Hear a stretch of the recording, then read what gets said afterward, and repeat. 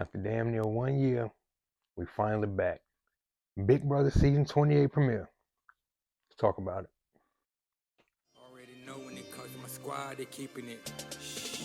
Oh, it's going down tonight. If I come around tonight, we shutting it down. Oh, we gon' ride tonight. You know it's a vibe tonight. If I come around, doing my thing tonight, baby, I'm king for life, rocking the crown. Already know when it comes to my squad, they keeping it quiet, they holding it down.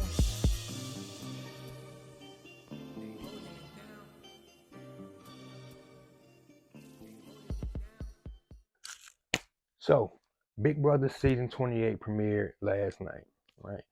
And unfortunately, I was I was sick last night, so I couldn't really enjoy the show the way that I wanted to. But I still had it on. I still had one eye on it. I was still paying attention to it. And I'm gonna say this: um, Big Brother pissed me off like already.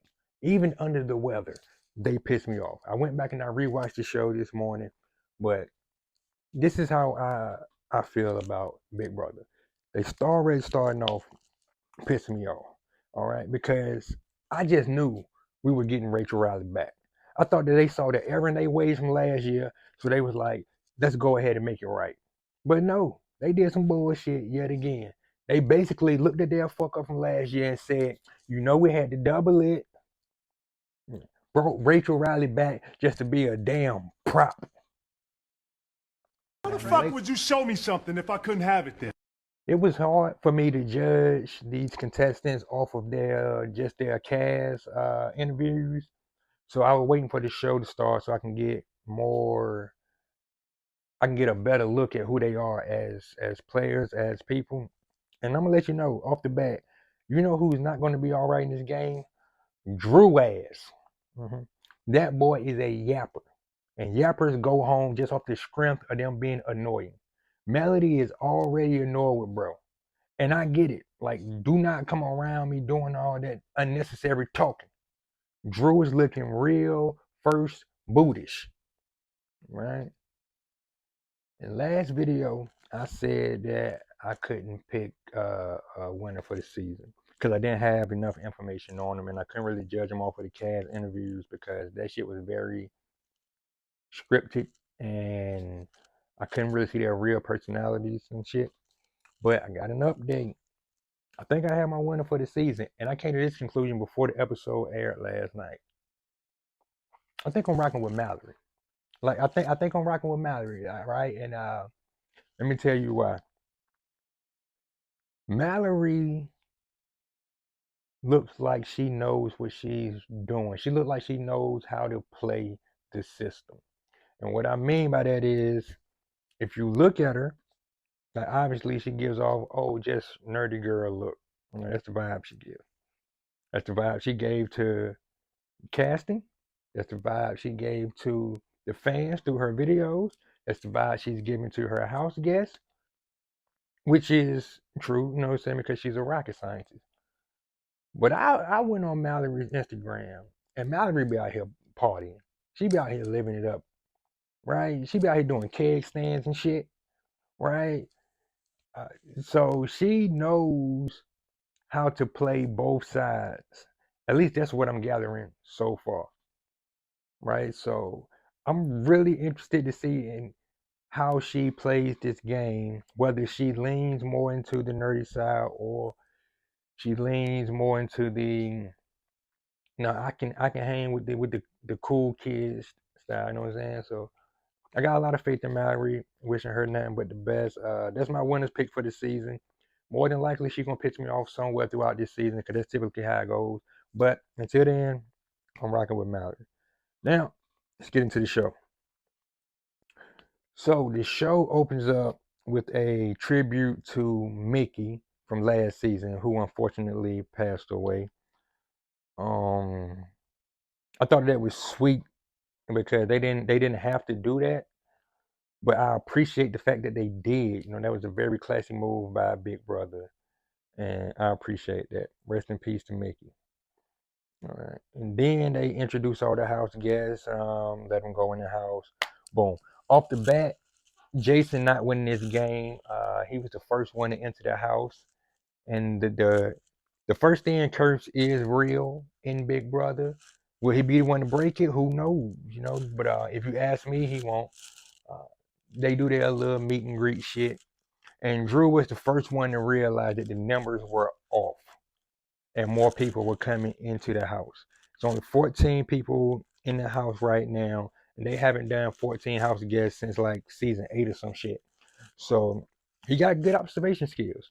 I give him that. He just talks a lot. All right. Then Julie comes on the screen. She tells everybody that nobody currently in the house will become the first HOH, and all the house guests are not in the house. Dun dun dun. They go sit at the dining table, and Enzo from BB12 pops up on the screen. Now I like Enzo. Right? I thought he was pretty cool in BB12. BB22 never happened in my mind because that season fucking sucks. But that's neither here nor there. I'm gonna say this: never put Enzo in a position where he has to read out loud. Okay, that boy was sounding like he was reading with his fingers under the words. Welcome to Meow Meow Enterprise Prices Prizes. He can say Meow Meow smooth as hell. Everything else struggle. But anywho, basically his time laser malfunctioning. The house guests needed to find all these vials with certain numbers on them, and the numbers had to add up to the number that was on Enzo's lab coat. 14 house guests competed, but only the first 12 who found the correct vials will have a chance to compete in one of 3 follow-up comps for safety. 4 players per comp. Whoever wins each comp wins their safety, and they will recruit a reality icon to enter the game. Ashley and Barrett are the 2 who did not find the correct vials, so they did not get to compete in the safety competition. The competition went as follows. A date would appear on the time machine, and 4 house guests at the table would go back in time to that date, compete in the comp for their safety and to recruit the reality icon.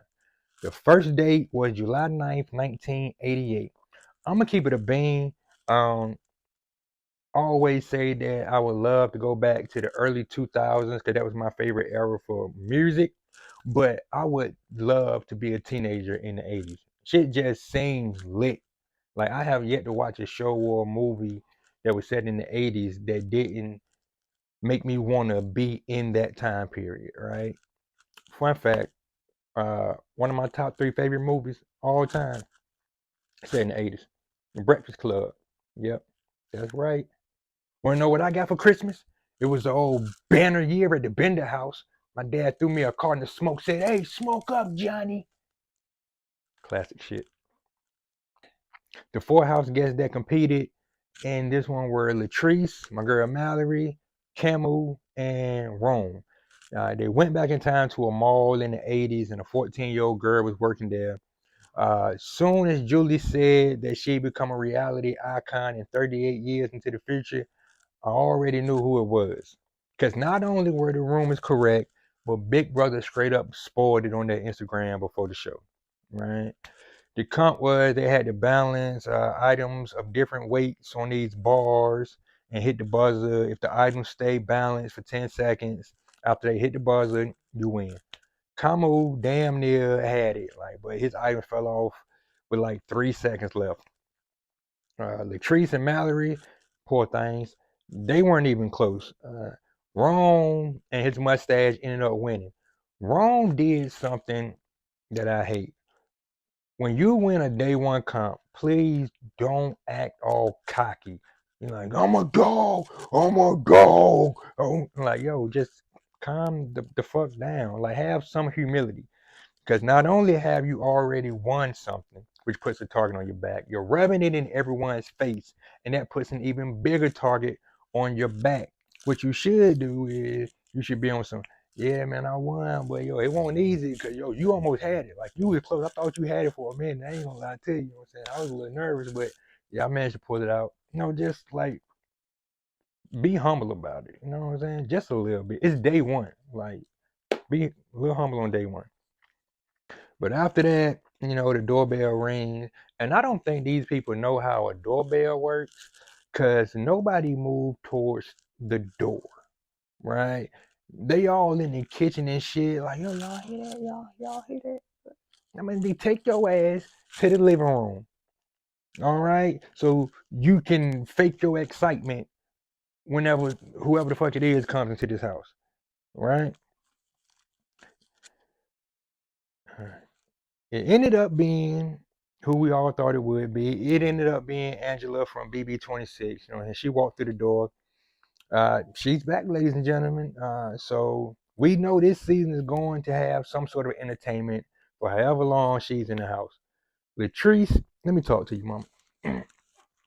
Because Latrice said, now we have somebody to send home first. Because there's only room for one person over the age of 50 in this house. Okay. To me, that's the exact reason why you should want her there. You two are the oldest, so you know they target the oldest.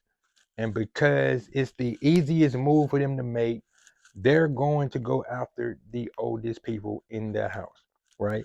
They get rid of her. Who do you think they are going to send out right behind her? You, right? What you need to do is lock in with Angela, right? And look out for each other and stay in the house as long as you can. Angela already proved that she got like 9 lives in the Big Brother house, right? So if anything, you will somehow end up going out before her, right? But on the flip side, I'm also an advocate for getting returning players out as fast as possible. But this is a special case, right? The next date for the next comp was July 7th, 2018, and the players to compete were Taylor, Chuck, Drew, and Haley. They had to use 2 boards to stand on and make their way across this little maze-like thing. Taylor and Chuck were killing it. Drew and Haley, not so much. Chuck ended up winning. His letter got delivered to the one, the only, the man, the myth, the legend, Jeff Probst, host of Survivor. And Jeff read the letter and he said, oh, he'll be great for this or some shit like that, right? Then the doorbell rang and I was like, Hey! Who is he? I haven't watched Survivor in God knows when. I'm strictly a Big Brother guy. So I had no idea who Devins was. Not gonna lie to you. But he was on Survivor twice. And now he's on Big Brother. The third date for the final comp is June 27th, 2010. And the players are Yash, Melody, Lyric, and Jason. As soon as Julie said Las Vegas, club, and cocktail waitress, I said, stop playing with me, Julie. Stop fucking playing with me. Stop playing with me, Julie Chiamonvez. Right? Because there's one person I know that fits that description. So I was hyped, right? I was hyped.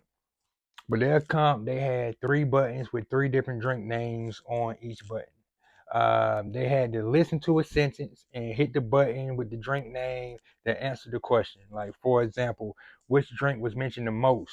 Which drink was mentioned the least? Shit like that. So the last person to buzz in with their answer is eliminated. Melody got eliminated first. And look, I don't know if they have something against Melody, right? Or if they just up the pressure on their paint blasters. But they damn near killed that girl. Okay. The blast knocked her goggles off. Do you know how much force it takes to knock someone's goggles off? Them shits don't be up there all loose. They just be tight. That blast knocked her goggles off. I said they trying to kill poor Melody. Right? And then Yash got out. It came down to Lyric and Jason. Now, when I watched it last night, I could have sworn Lyric had buzzed in first, but mind you, I was sick and I was only watching this shit with one eye open. But after watching it again today, Jason did in fact buzz in first, so Jason won the comp. He left his letter, and a redhead cocktail waitress picked it up, and it was solidified right then who was coming into the house. They go back inside like, who won? I did. All that shit right there, right? Then the doorbell rings. All right. I'm back, bitches. I said, oh shit. It's the one and only Rachel Riley back in this motherfucker, right? So at this point, I'm like, yeah, nigga, yeah. Right? I'm hyped. Julie comes on the screen, let the house know that Angela, Devins, and Rachel will compete against each other to become the HOH, and she announced that the BB Blockbuster was back. It was a random ass time to announce that, but whatever. They all go sit at the table, and they go back in time to 175 million BC. This is when I knew something was up, right? Because Julie asked Angela, Devins, and Rachel how they were feeling. Angela and Devins gave legit, short to the point answers. And Rachel was not only talking long as shit, she was hella cocky. Rachel is a lot of things, but dumb isn't one of them. And the way that she was running her mouth, talking down to her house guests, was dumb. So I knew that something was afoot. Right? And I'm sad to say that I was right. Because a damn dinosaur came out while Rachel was talking, chased her up the side of a volcano, and she fell in. They brought Rachel Riley back as a goddamn prop for a competition. I hate this fucking show sometimes. I swear. Right? And Julie said a velociraptor threw Rachel into a volcano. I don't know why the fuck she said it like that, but I peeped it. I don't know if y'all did. But then she tell the house guests that she will find somebody to take Rachel's place, and that's pretty much the episode. I enjoyed it. It was a pretty standard first episode, but it did give us a better look into the cast. I'm getting more of their vibe of who they are, how they're going to be throughout the season. Some people I'm rooting for. Some people I'm like, okay, they probably won't last long. Some people I'm like, all right, they can get the fuck out of here. But it's only a few of those, so it should be a good season. I'm happy with the first episode. Besides them playing our face with the whole Rachel Riley shit, but other than that, it's pretty cool. As always, if you would like to support the channel, Cash App, PayPal links are in the description below. Or you can always just like, comment, share, and subscribe to help the channel out. We're a growing channel. We're trying to build it up day by day, episode by episode. Share it with your friends and family if they enjoy watching Big Brother. If they're looking for any Big Brother content on YouTube, send them my way. Have them become a part of King Nation. Thank you all for giving me a little bit of your time, and I will see you all next time. As always, King.